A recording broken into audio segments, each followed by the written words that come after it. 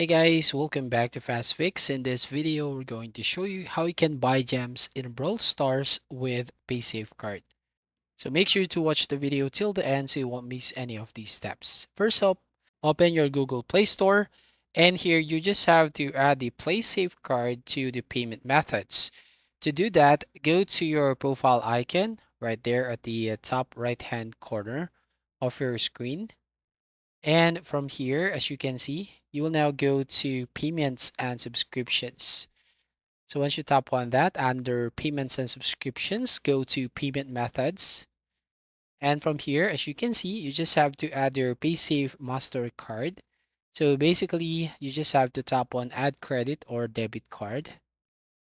And then once you tap on that, you just need to enter your card number, your expiration date, and security code. Now, once the PlaySafe Mastercard is added, and you can now go to your Brawl Stars, and if you're going to buy some gems, then it will directly go to this method where you can basically use PaySafe card because we have just already added here on the payment methods on your Google account. So that's it. If you find this video helpful, please consider to like and subscribe to this channel. Don't forget to hit the notification bell to notify you on the next video.